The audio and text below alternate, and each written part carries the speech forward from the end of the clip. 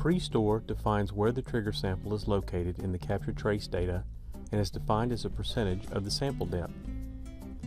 Common PreStore values can be selected from the drop list on the Quick Start toolbar. Custom and fractional PreStore values can also be entered in the drop list edit box. For example, I can enter 3.5% PreStore value. The PreStore is accurate to within about 8 samples, so don't expect the trigger sample to be placed exactly on a 27.000002% PreStore value. 0% PreStore places the trigger sample at the trace start. 50% PreStore places the trigger sample at the trace middle, and 100% PreStore places the trigger at the trace end. Of course, the trigger sample can't be placed at the requested location unless the logic analyzer captures and stores the correct number of samples before the trigger event occurs. To ensure the trigger cannot occur before enough samples are stored to meet the PreStore, the GoLogicXL trigger circuits are initially disabled when the Go button is pressed.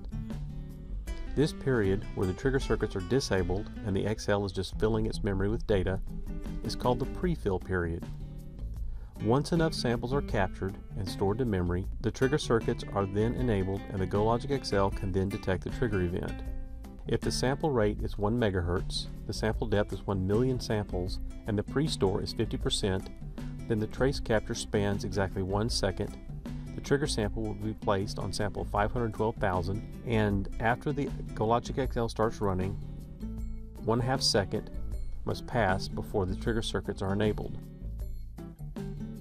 When the Go button is pressed, the XL starts running and filling its memory with captured trace data. Once enough samples are stored to memory to fulfill the PreStore, the trigger circuits are then enabled. The XL is now waiting for the trigger event to be detected on the incoming trace data. The trigger may be detected on the first sample, or it may take a very long time to be detected. If the trigger is not found immediately, the XL shifts the new data into memory and shifts the old data out. Eventually, the trigger sample is detected and the logic analyzer stops running. 50% of the trace capture is before the trigger event and 50% is after.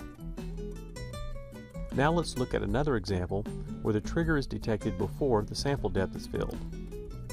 As usual, the XL starts running, pre-fills the memory up to the PreStore, and then enables the trigger detectors.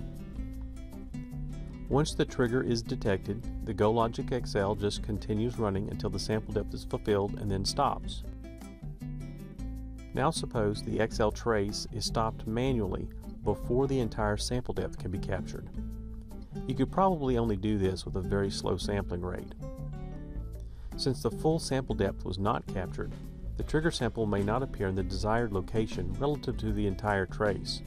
Instead, the trigger will be placed at the calculated location as defined by the original sample depth. You will not notice the pre-fill period most of the time, especially when relatively fast sampling rates are used. However, certain conditions exist which can extend the pre-fill period and possibly cause confusion about why the trigger event isn't detected as expected. The most obvious case is a slow sampling rate coupled with a very large sample depth. This extends the time period required to pre-fill the memory. For example, a normal timing mode sample rate of 1 MHz stores to memory at the rate of 1 microsecond between samples. 1 million samples takes 1 second. Suppose the sample depth is set for 134 million samples.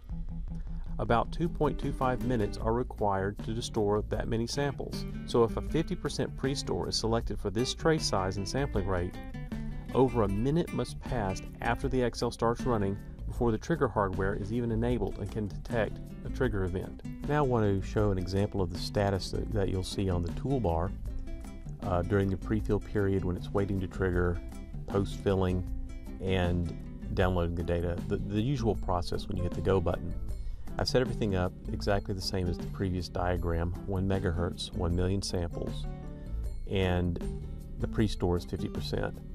So in this case we have a 1 second buffer of time. So when I hit the Go button, it'll be about a half second to pre-fill, download, very quick, you don't even notice these things. Now as I go to a deeper sample depth, a larger depth, say 8 million samples, now we have an 8-second buffer. It's going to take 4 seconds just to pre-fill the buffer. So if I hit this, 1, 2, 3, and you see that's about 4 seconds, it triggers and fills. It takes another 4 seconds to fill the rest of the buffer. As I continue to increase, let's go to 16 million samples. It's going to take 16 seconds. I really don't want to show you what happens when 134 million, because as we saw, 2.5 minutes is a long time to wait. But you can see these status values on the toolbar. It's now, the triggers are disabled. It's pre-filling the buffer. The triggers in this setup I've set up to on in the first sample it captures. So it's now triggering and filling, and now it's going to start downloading.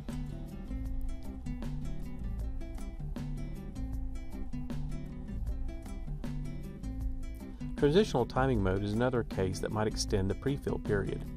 This mode only stores samples to memory when a change occurs on the input signals. So this input signal activity actually defines how quickly the memory depth can be filled and when the pre-fill period is done. For slow input signals, or signals which periodically go idle for relatively long periods, the time required to pre-fill the memory can be very long, especially if large sample depths are used. State analysis mode with a slow external clock signal can extend the pre-fill. The selective storage feature can also cause the pre-fill period to last a long time. In all cases, a 0% PreStore must be used if the trigger hardware must be enabled the instant the Go button is pressed.